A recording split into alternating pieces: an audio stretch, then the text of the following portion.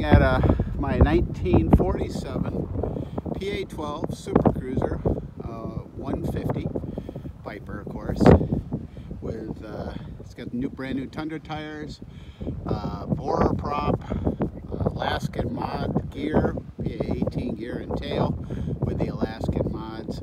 The airplane has been totally rebuilt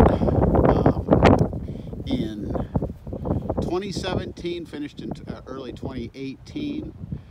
It's got 190 hours on the engine. It's got droop tips, as you can see. It's a show winner.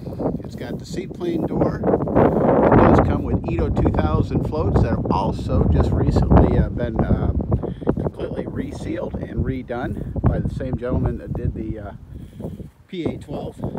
There's the tail feathers, which are 18 Scott tail wheel. I do have the disc brakes and brand new thousands and thousands of dollars of brand new accessories. So it's got the strobe lights all the way around it. We've got fully sealed struts. When the wings were redone, the wooden part of the wing was taken out and changed out with aluminum. I've got, obviously, it's a two-place in the back, one place in the front. Got an extended baggage area, baggage compartment cover, deep baggage compartment, and then also the fish tube / hunting rifle tubes. There is the seaplane door. It does have dual controls, front and back, folks. And there's the flip-flop radio. It works great. And it does have a transponder with mode C. And then I just put a brand new alternator in it. That's a lightweight alternator.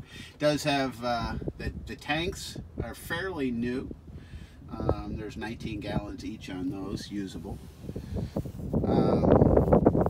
Yeah, a lot of new hardware on this. Push to talk both places. Shoulder harnesses, front and back. Obviously the cross member. There's the trim up over there. That's a cross member here for safety also. There's 1, 2, 3, 4, 5 fuel sumps on the aircraft. There's the float fittings. There's my new Tundra tires, which I'm pretty proud of. Oh, and obviously it comes with flaps. There's the flaps on it, folks. You can see how straight and how pretty everything is.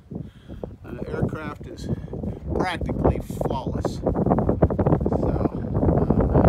new windshield, by the way, when again full.